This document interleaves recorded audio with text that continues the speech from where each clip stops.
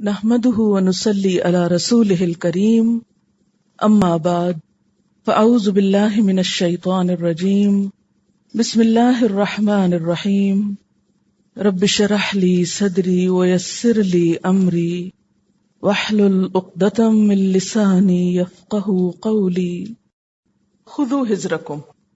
یہ بات 2 دفعہ آئی، اس پہ تھوڑی سی بات کرنا چاہوں گی. وَخُذُوا حِذْرَكُمْ، اور اپنا بچاؤ لے لو، اور فَلْيُصَلُّوا مَعَكَ وَلْيَأْخُذُوا حِذْرَهُمْ، اور چاہیے کہ اپنا بچاؤ رکھیں، وَأَسْلِحَتَهُمْ، اور اپنا اسلحہ اٹھا کے رکھیں. تو حذر کا معنی اگرچہ بچاؤ ہے، لیکن یہ بچاؤ کس طرح؟ ایک تو اس طرح کہ تلوار کے مقابلے میں ڈھال استعمال کی جائے، لیکن کیا ایسا کرنا ضروری ہے؟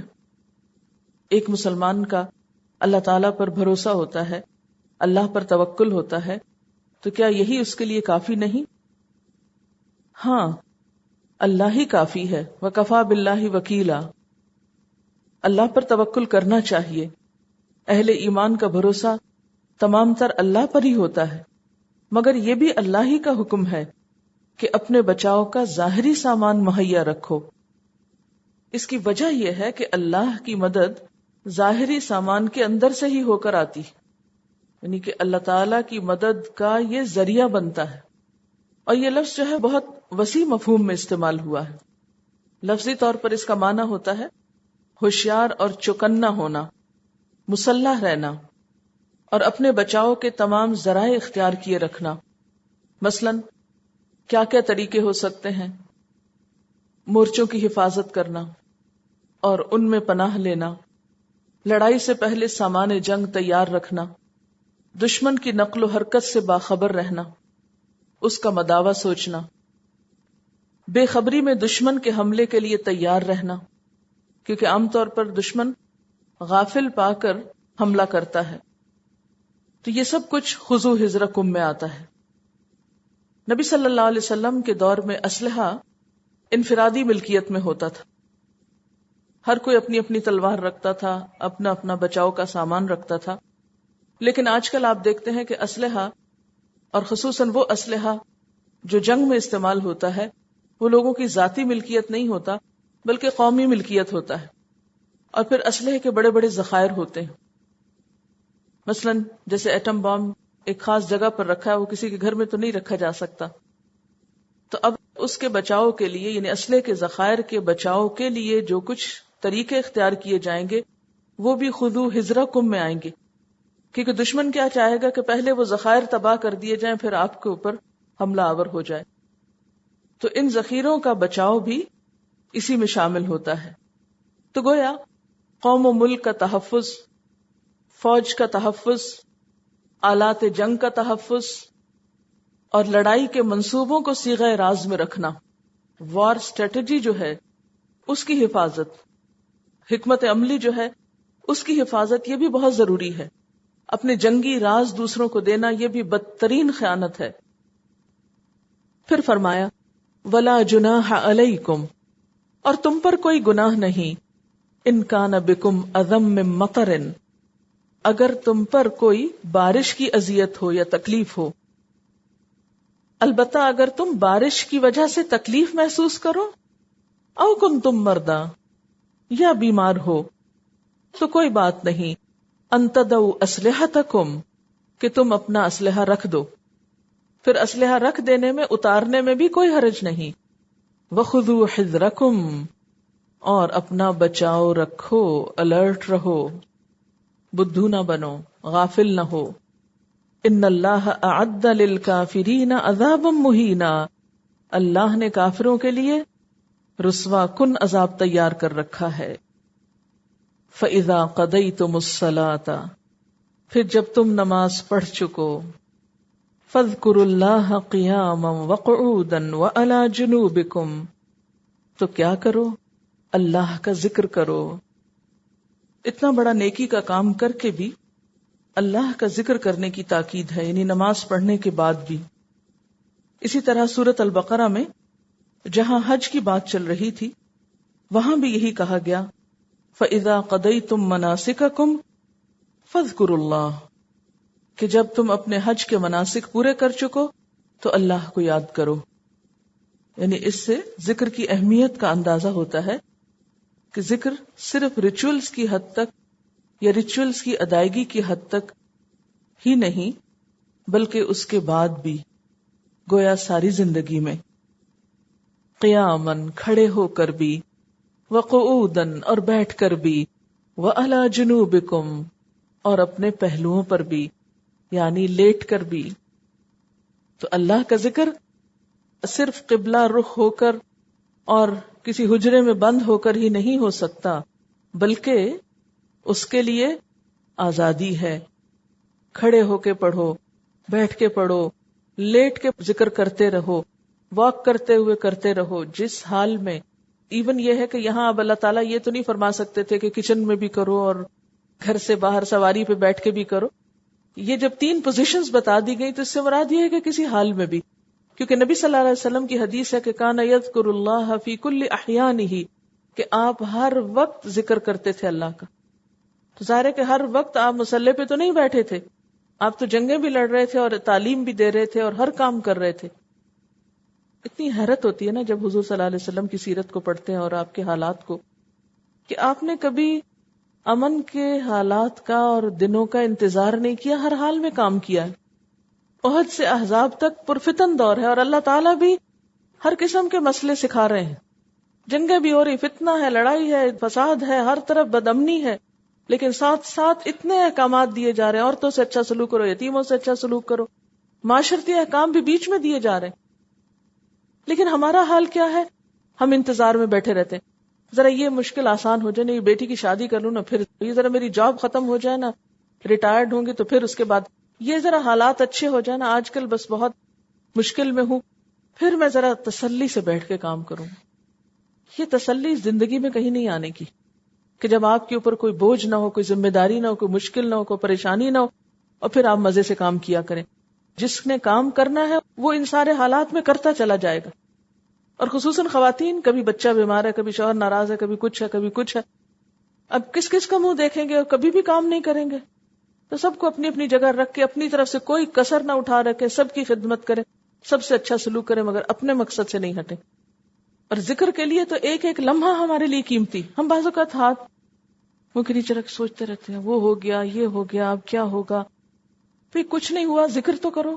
یعنی اس وقت بھی ہم بھول جاتے ہیں ذکر کرنا. شیطان کا سب سے بڑا ہتھیار کیا ہے؟ کہ اللہ کا ذکر بھلا دے، اور پھر اس کے ذریعے اس کو داخل ہونے کا موقع ملتا ہے. جیسے وہ حدیث میں آتا ہے نا کہ انسان جب غافل ہوتا ہے تو شیطان حملہ آور ہوتا ہے. وَإِذَا ذَكَرَ خَنَسَ، جب انسان ذکر شروع کرتا ہے تو پیچھے ہو جاتا ہے کہ اوہ یہ تو کسی اور کام میں چلا گیا. اور پھر ہمارے یہاں مشکل یہ کہ لوگوں نے اتنی پابندیاں لگا رکھی ہیں، کھڑے ہو کے نہیں ہو سکتا، واک کرتے ہوئے کیوں تسبیح پڑھ رہے ہیں، بیٹھ کے کیوں کر رہے ہیں، یہ تو اتنا پاک کلام ہے، درود شریف کیوں پڑھ رہے ہیں برتن دھوتے ہوئے. بھی کیا ہوا؟ زبان سے پڑھ رہے ہیں نا، ہاتھوں سے تو نہیں پڑھ رہے درود شریف. تو جب اللہ تعالیٰ نے یہ اجازت دی، اور پھر صرف نماز بھی کافی نہیں، کیا فرمائے؟ نماز پڑھنے کے بعد ذکر کرو. کیونکہ کچھ لوگ کہتے ہیں کافی نہیں، نماز پڑھ لی اب اور کیا ذکر کرنا. یہاں کیا کہا؟ اذا قضیتم الصلاۃ، جب نماز پڑھ چکو، فاذکروا اللہ، پھر ذکر کرو اللہ کا. یعنی ذکر پر ذکر. اور ایک تو وہ نا نماز کے فوراً بعد تسبیح وغیرہ پڑھتے ہیں، اس میں بھی اگر آپ بیٹھ کے تسبیح نہیں پڑھ پا رہے، بعض اوقات عورتوں کو بہت ہوتی ہے مشکل کہ بچہ رونے لگ گیا، کسی کو کھانا دینا، تو آپ کھڑے ہو کر اٹھ جائیں کام کے لیے، کوئی بات نہیں، اٹھ جائیں اور ساتھ ساتھ اپنی تسبیح پوری کر لیں. کھانا کھلاتے ہوئے پوری کر لیں، دیتے ہوئے، دھوتے ہوئے، کسی اور کی بات سنتے سناتے ہوئے. تو اپنے لمحوں کو ضائع نہیں کریں، کیونکہ قیامت کے دن انسان کو اتنی حسرت ہوگی اس وقت پر جو اس نے ذکر کے بغیر خالی چھوڑ دیا، اور اسی وقت کو استعمال کر کے کچھ لوگ بلند درجوں کی طرف جا رہے ہوں گے. فَإِذَا اطْمَأْنَنْتُمْ، پھر جب تم اطمینان میں آ جاؤ، اچھے حالات ہوں، خوف وغیرہ دور ہو جائے، فَأَقِيمُوا الصَّلَاةَ، تو نماز قائم کرو. اس کا کیا مطلب ہے؟ پہلے بھی تو پڑھ رہے تھے، یعنی پوری شرائط کے ساتھ اب پڑھو. حالت امن میں اب کسر بھی گئی، چلتے پھرتے بھی گئی، بھاگ دوڑ میں گئی، اب کیا؟ امن سے بیٹھ کے پڑھو، یعنی صحیح طور پر ادا کرو. کیوں؟ اس لیے کہ ان الصلاۃ کانت علی المؤمنین کتابا موقوتا، بے شک نماز مومنوں پر وقت کی پابندی کے ساتھ فرض ہے. یعنی نماز صرف فرض ہی نہیں بلکہ اس میں وقت کی پابندی بہت ضروری ہے.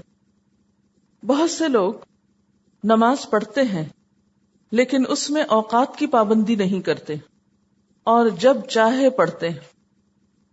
جب مرضی ہوئی وقت پہ نماز پڑھ لی اور جب دل نہ چاہا قضا کر دی اور بعد میں قضا پڑھتے رہے. یہ طریقہ درست نہیں. انسان کو حد الوسع وقت پر ہی نماز ادا کرنی چاہیے، الا یہ کہ وہ پابندی وقت بالکل اس کی استطاعت سے باہر ہو جائے، وہ کسی ایسے پریشر سے یوں مغلوب ہو جائے کہ اس میں اس کی اپنی کوئی بھی ہمت یا طاقت باقی نہ رہے. مثال کے طور پر ایک شخص بالکل سو جائے اور نیند ایسی ہو کہ جس میں اسے ہوش ہی نہ آئے، یعنی نہ الارم سنے نہ ہی کوئی کسی کا دروازہ کھٹکھٹانا سنے، یعنی بالکل موت کے قریب ہو جیسے انسان.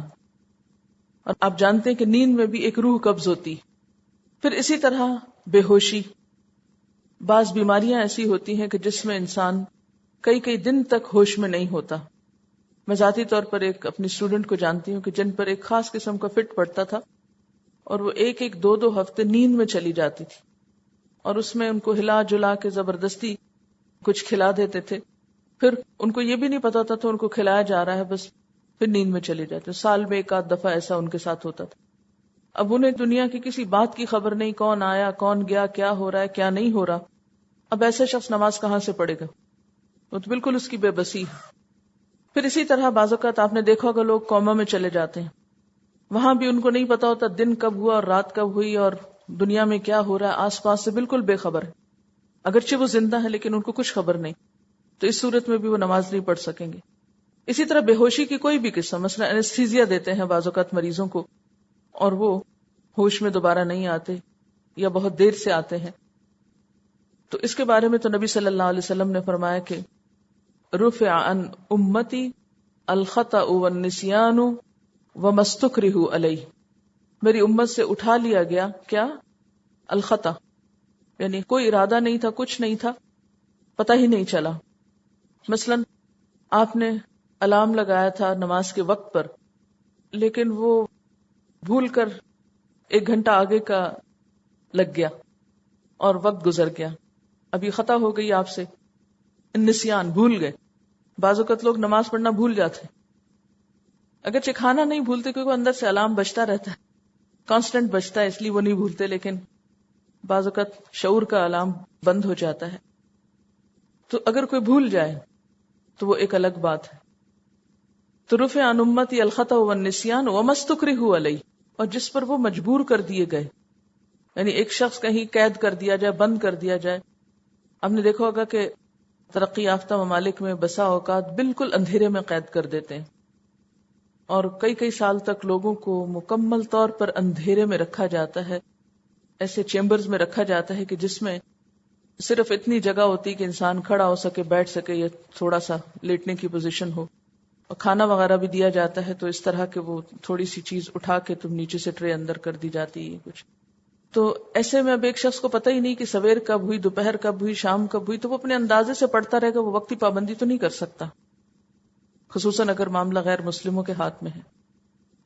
تو ایسی کوئی چیز کہ جس میں انسان بالکل بے بس ہو، مجبور ہو، تو اس بے بسی میں اگر وہ وقتی پابندی نہیں کر سکتا تو اور بات ہے، لیکن جان بوجھ کر اچھے بھلے صحت مند ہوتے ہوئے، وقت کا معلوم ہوتے ہوئے، اور ایک نہیں کئی اذانوں کے سنتے ہوئے، اللہ کی پکار سنتے ہوئے اگر کوئی شخص جان بوجھ کر نماز قضا کر رہا ہے تو پھر اس کے بارے میں تو آتا ہے من ترک الصلاۃ متعمدا فقد کفر، جس نے جان بوجھ کے نماز چھوڑی گویا اس نے کفر کیا. یعنی یہ بہت بڑا شدید قسم کا جرم ہے. حتیٰ کہ ایک حدیث میں یہاں تک آتا ہے کہ جس نے صلاۃ وسطیٰ چھوڑ دی گویا اس کا گھر اور مال تباہ ہو گیا. یعنی ایک نماز کا چھوڑنا اللہ کے نزدیک اتنا بڑا نقصان ہے جیسے کسی کا گھر بھی ختم ہو جائے اور گھر والے بھی سب فوت ہو جائیں. لیکن ہمیں نماز پہ نماز قضا کرتے ہوئے جان بوجھ کے چھوڑتے ہوئے کبھی بھی احساس نہیں ہوا کہ ہم اپنا کتنا بڑا نقصان کر رہے ہیں.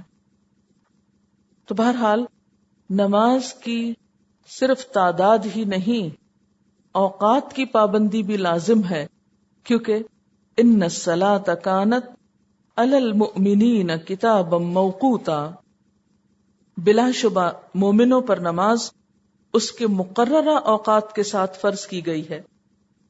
اب یہ اوقات کیا ہیں؟ یہ اوقات کہاں سے پتہ چلیں گے؟ قرآن پاک میں بھی اس کے کچھ اشارات ملتے ہیں، لیکن نبی صلی اللہ علیہ وسلم نے ان اوقات کے بارے میں خود بھی نشاندہی فرمائی ہے. آپ صلی اللہ علیہ وسلم نے فرمایا، یہ صحیح مسلم کی روایت ہے، یہ حدیث کے الفاظ نہیں ہیں، ظہر کا وقت سورج ڈھلنے سے لے کر آدمی کا سایہ اس کے برابر ہونے تک ہے، اور عصر کا وقت سایہ برابر ہونے سے لے کر دھوپ میں زردی آنے تک ہے، اور نماز مغرب کا وقت شفق غائب ہونے تک ہے، اور عشاء کا وقت شفق غائب ہونے سے لے کر ٹھیک آدھی رات تک ہے. یعنی مغرب کا وقت جہاں ختم ہوتا ہے وہاں سے لے کر آدھی رات تک ہے، اور صبح کا وقت طلوع فجر سے لے کر طلوع آفتاب تک، یعنی سن رائز تک ہے، سورج کے نکلنے تک. اسی طرح بخاری کی روایت ہے، حضرت عبداللہ بن عمر اور ابو ہریرہ دونوں فرماتے ہیں کہ آپ صلی اللہ علیہ وسلم نے فرمایا، گرمی کے موسم میں ظہر کی نماز کو ٹھنڈا کر کے پڑھا کرو، اس لیے کہ گرمی کی سختی دوزخ کی بھاپ سے ہوتی ہے. اور اس میں کیا ہے کہ سورج کا جو ہی زوال ہوتا ہے تو اس کے بعد نماز کا جب وقت شروع ہو جاتا ہے تو گرمیوں میں ذرا سا اس کو اور تاخیر سے پڑھ سکتے ہیں. آپ لوگوں نے جیسے عمرہ حج وغیرہ کیا ہوگا، ان سب نے دیکھا ہوگا کہ وہاں پر تقریباً 12:30 بجے ظہر کی اذان ہو جاتی ہے، اور پھر 12:45 بجے تک نماز ہوتی ہے عموماً. تو یعنی یہ نہیں کہ 12:30 جو ہی نماز کا وقت شروع ہو تو اسی وقت ہی پڑھ لی جائے، گرمیوں میں تھوڑی تاخیر بھی کر لی جائے تو کوئی حرج نہیں، ورنہ افضل نماز وہ ہے جو اول وقت میں پڑھی جاتی ہے. اسی طرح فجر کی نماز کے بارے میں آتا ہے، حضرت عائشہ رضی اللہ تعالی عنہا فرماتی ہیں کہ ہم عورتیں چادروں میں لپٹی ہوئی جب نماز صبح سے فارغ ہو کر مسجد سے نکلتی تو اندھیرے کی وجہ سے کوئی ان کو پہچان نہ سکتا تھا. اس سے دو باتیں پتہ چلتی ہیں، ایک تو یہ کہ خواتین فجر کی نماز میں بھی مسجد میں شریک ہوتی، اور دوسرے یہ کہ فجر کی نماز اتنی جلدی ہو جاتی تھی کہ واپسی پر بھی ابھی اندھیرا ہوتا تھا. یہ افضل وقت ہے نماز پڑھنے کا. حضرت عائشہ فرماتی ہیں کہ ایک دفعہ آپ صلی اللہ علیہ وسلم نے عشاء کی نماز اس وقت پڑھائی جب رات کا کافی حصہ گزر چکا تھا. پھر فرمایا، اگر میری امت پر یہ بات شاق نہ ہوتی تو عشاء کی نماز کا اصل وقت یہی ہے.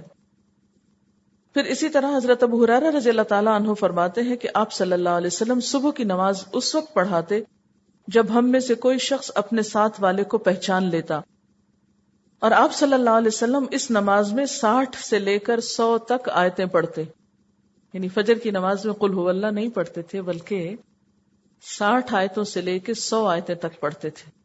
تو اس سے پتہ چلتا ہے کہ کتنا ارلی شروع کرتے ہوں گے کہ وہ جب ختم ہوتی تھی تو ایک روایت میں کیا آتا کہ عورتیں جب نکلتی تو پہچانے نہیں جاتی تھی کہ کون جا رہا ہے، اور دوسرے میں یہ ہے کہ کچھ آپس میں ایک دوسرے کی شکلیں پہچاننے لگتے. آپ سوچ رہے ہوں گے کہ کیوں وہ لائٹ نہیں ہوتی تھی کہ ایک دوسرے کو دیکھ لیتے. آپ جانتے ہیں مسجد نبوی میں پہلا چراغ کب جلا تھا؟ پتہ ہے کسی کو؟ 9 ہجری میں. 9 ہجری میں پہلا چراغ جلا تھا مسجد نبوی میں. جی ہاں. تو اس سے آپ اندازہ لگا سکتے ہیں کہ مسلمانوں نے کیسا وقت دیکھا، اور ان اندھیروں میں بھی کیسا ایمان روشن تھا ان کے سینوں میں. تو فجر کے وقت بھی نہ تو مسجد کے اندر لائٹ ہوتی تھی اور نہ ہی گلیوں بازاروں میں کوئی لائٹس ہوتی تھی کہ جس سے ایک دوسرے کو پہچان لیتے. اب تو ماشاءاللہ مدینے میں رات کے وقت بھی دن کا منظر ہوتا ہے.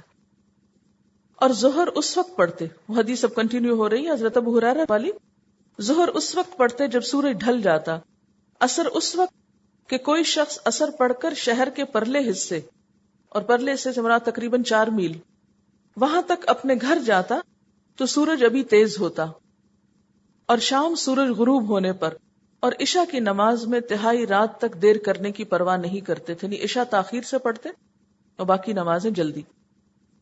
حضرت ابو ہریرہ کہتے ہیں کہ آپ صلی اللہ علیہ وسلم نے فرمایا، جب کوئی شخص سورج ڈوبنے سے پہلے عصر کی 1 رکعت پالے وہ اپنی نماز پوری کرے.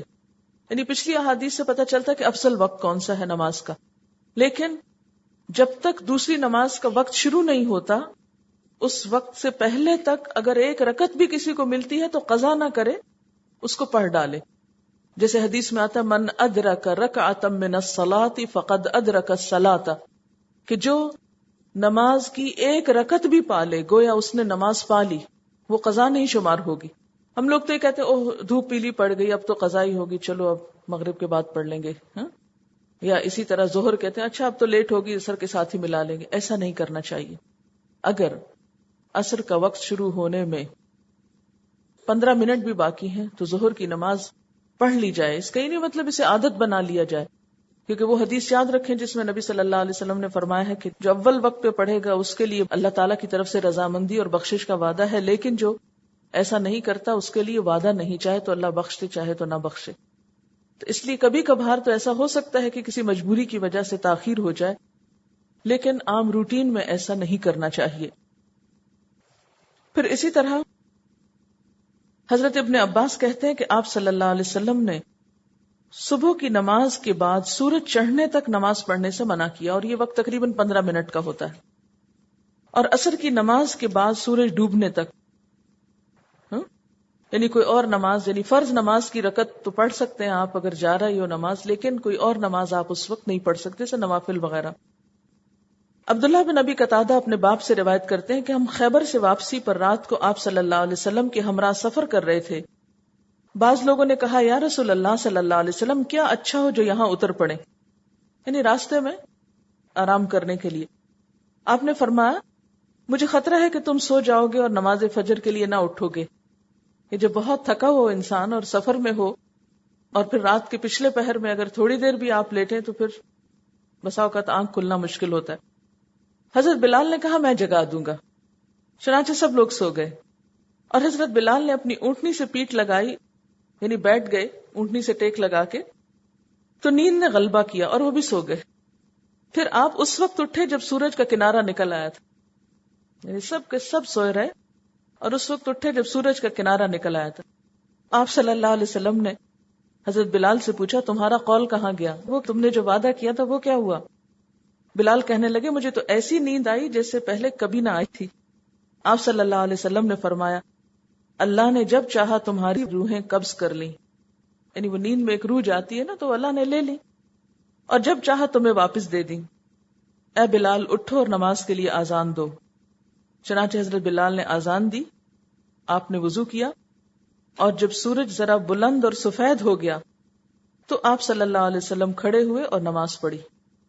تو اس سے کیا پتہ چلتا ہے کہ اگر کسی وجہ سے کبھی کبھار، یہ شاید زندگی میں ایک بار ہوا تھا، یعنی اس سے ہم روز کی روٹین نہ بنا لیں کہ ٹھیک ہے اللہ چاہے گا تو اٹھا دے گا ورنہ ہم سو رہے ہیں. اگر کبھی ایسا ہو جائے تو اس صورت میں کیا کرنا چاہیے کہ جو ہی سورج بلند ہو، روشن ہو، تو نماز فوراً پڑھ لی جائے، اس کو ظہر کے ساتھ پڑھنے کے لیے پوسٹ پون نہ کیا جائے. آپ کو کیا معلوم ظہر تک زندگی باقی ہے یا نہیں، یعنی قضا کو دوبارہ پڑھ لیا جائے. حضرت انس رضی اللہ تعالیٰ عنہ کہتے ہیں کہ آپ صلی اللہ علیہ وسلم نے فرمایا جو شخص نماز ادا کرنا بھول جائے یا اس وقت سویا ہوا ہو تو اس کا کفارہ یہ ہے کہ یاد آتے ہی ادا کر لے. یعنی اگر کسی کو نماز بھول گئی یا کوئی سویا رہ گیا تو جب اٹھے تو فوراً قضا پڑھ لے، اور اسی طرح بھولی ہوئی نماز جس وقت یاد آئے فوراً ادا کر لے، کیونکہ نماز ایک قرض ہے ہمارے ذمہ. آپ صلی اللہ علیہ وسلم نے فرمایا منافق کی نماز یہ ہے کہ وہ سورج کو دیکھتا رہتا ہے یہاں تک کہ وہ شیطان کے دو سینگوں کے درمیان آ جاتا ہے تو اٹھتا ہے اور 4 ٹھونگے مار لیتا ہے اور اللہ کا ذکر بہت تھوڑا کرتا ہے. حضرت ام فروہ کہتی ہیں کہ کسی نے آپ سے پوچھا کون سا عمل افضل ہے؟ آپ نے فرمایا نماز اول وقت پر ادا کرنا، یعنی ایک بہترین نیکی.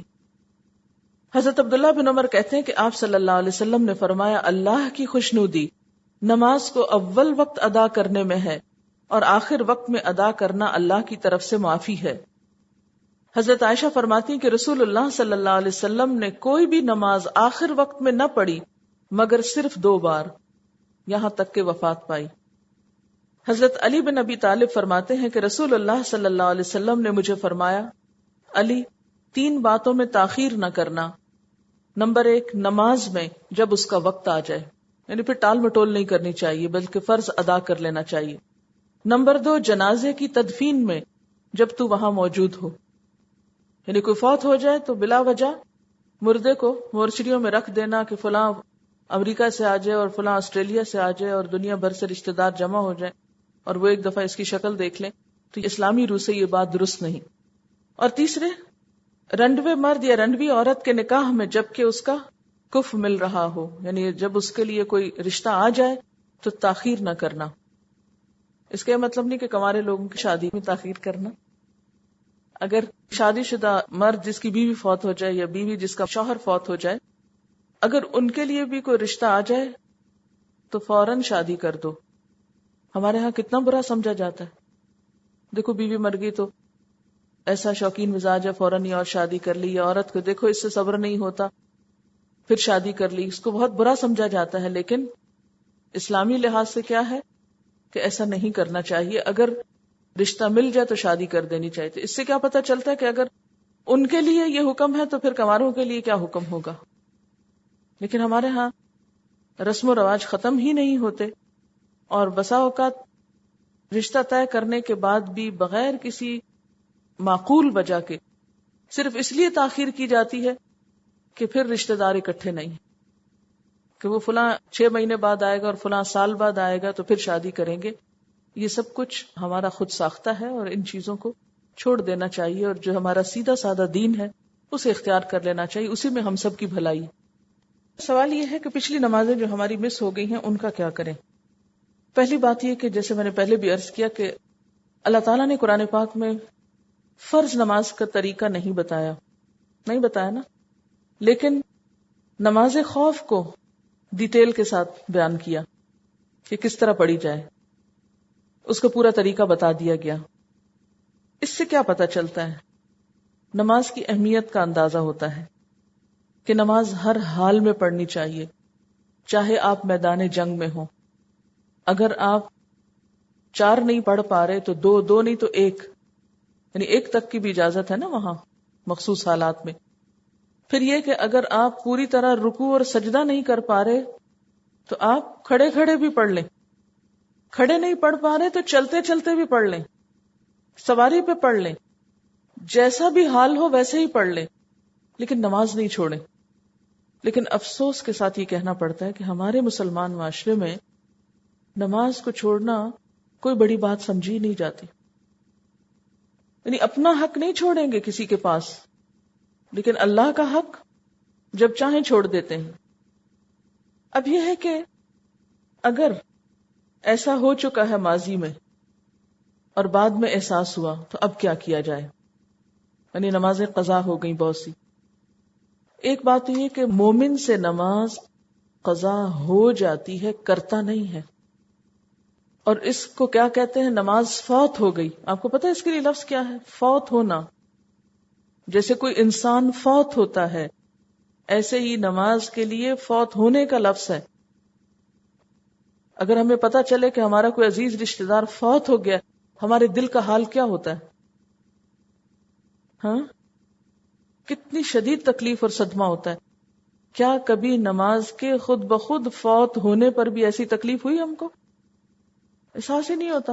اچھا پھر کیا ہوا؟ ہماری کون سی غلطی ہے؟ بس ہو گئی نا۔ یعنی ایسی ڈھٹائی ہوتی ہے کہ عام طور پر شرمندگی بھی نہیں، بلکہ شرمندہ اس کو کر دیتے ہیں جو کہے کہ پڑھ لو، وہ مجرم بن جاتا ہے کہہ کے۔ تو یاد رکھیے کہ مومن سے نماز فوت ہو جاتی، کرتا نہیں، وہ ترک نہیں کرتا، فوت ہو جاتی۔ تو فوت شدہ نماز کے لیے تو حکم ہے کہ فوراً ادا کر لی جائے۔ فوت شدہ نماز جب یاد آئے، اگر بھول کر ہو گئی تو جب یاد آئے، سو کر ہو گئی تو جب اٹھے ادا کر لے، قضا پڑھ لے اس کی۔ وآخر دعوانا ان الحمد للہ رب العالمین۔ سبحانک اللہم وبحمدک نشہد ان لا الہ الا انت نستغفرک ونتوب الیک۔ والسلام علیکم ورحمۃ اللہ وبرکاتہ۔